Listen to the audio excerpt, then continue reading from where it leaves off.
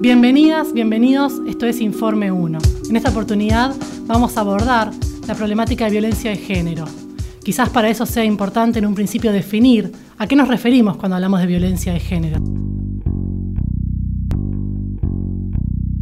Hablar de violencia de género es hablar de la desigualdad estructural que sufrimos las mujeres justamente por eso, por ser mujeres. De abuso, de maltrato, de golpe, no solamente de femicidio. Hablamos de toqueteos, de manoseos, de explotación laboral y de explotación sexual. Digamos, de esta cuestión, como te decía, de la cosificación de la mujer y del uso de su cuerpo para ser sometido y maltratado. Cuando hablamos de violencia hablamos de todo eso. El femicidio es uno de los extremos a los que puede llegar la violencia contra las mujeres. El femicidio es el asesinato de una mujer por un varón que considera que esa mujer le pertenece. Lo que estamos padeciendo con el femicidio es el asesinato en situaciones de absoluta disparidad de poder. Sin embargo, en nuestro país, en la Argentina, no existen datos oficiales respecto a este tipo de crímenes. Las estadísticas son construidas por las organizaciones sociales.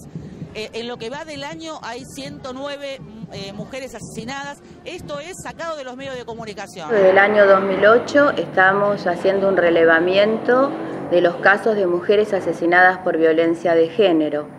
Estas cifras, que no son cifras, son historias de vidas, mujeres que fueron asesinadas, lamentablemente van incrementando. Con los números que tenemos de víctimas de femicidio, es necesario que aquellos que son responsables se hagan cargo del estado de situación y salgan a dar respuesta. Nosotras pedimos que existan estadísticas oficiales para que se puedan generar políticas públicas integrales, correctas políticas públicas integrales que protejan a una mujer en situación de violencia. En el año 2009 se sancionó la ley 26.485.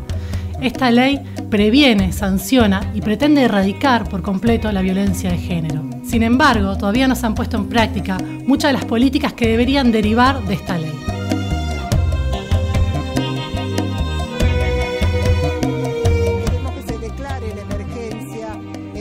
De género, ya que tenemos una ley que fue aprobada en el 2009, pero por supuesto, como muchas leyes que pasan acá, que son producto de las luchas de los trabajadores, de las luchas de las mujeres en este caso, no está reglamentada ni está presupuestada. Es necesario, se llame emergencia nacional o como se llame, que se destine un presupuesto y que realmente se abran más refugios. Que haya una asignación para esa mujer que se ha tenido que ir de su casa mientras se reinserta en el mercado laboral y además vuelve a tener capacidades emocionales para reinsertarse a la vida. Además estamos solicitando, tal cual es el espíritu de la ley, que se construyan equipos interdisciplinarios para trabajar el tema de la violencia en el mediano y en el corto plazo, y esto incluye no solamente al gobierno nacional sino a todos los gobiernos locales.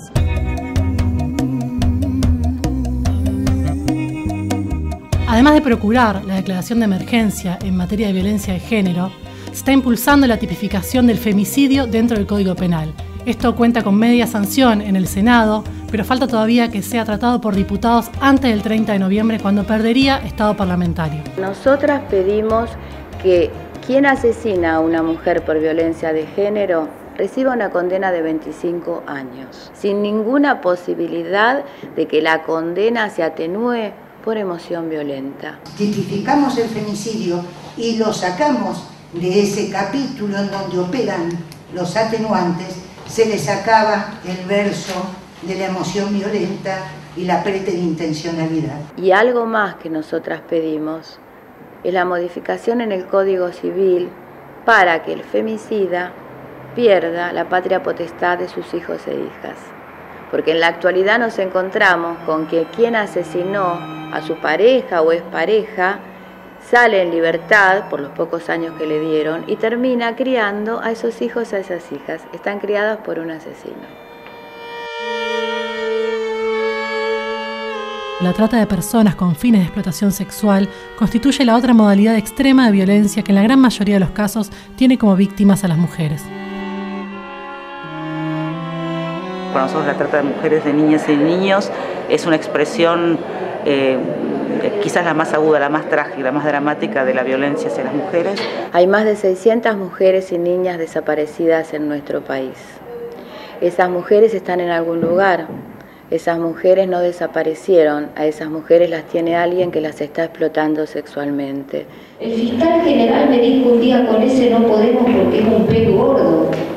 Y le digo, si usted es el fiscal general y me contesta que es un pez gordo, ¿qué nos queda al pueblo? ¿Qué nos queda a la sociedad?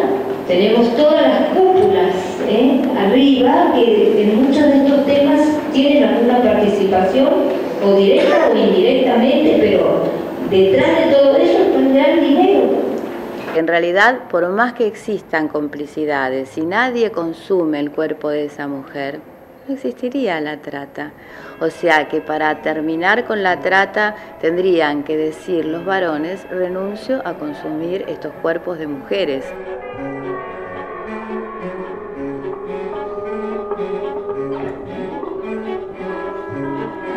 Las referentes en la temática hablan de la violencia simbólica como la mayor causante de todos los otros tipos de violencia. Una sociedad que naturaliza absolutamente la violencia simbólica contra las mujeres. Hay programas muy vistos donde las mujeres en realidad son exhibidas como si fuéramos un objeto de consumo.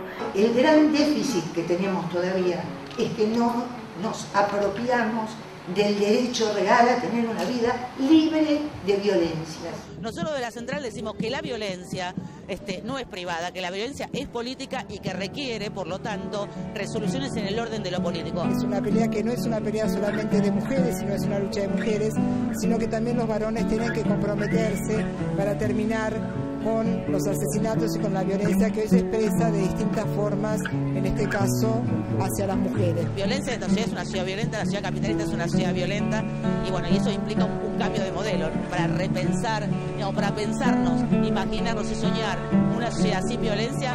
Lo que necesitamos es construir, otro país, y en ese camino la Central está comprometida, ¿no?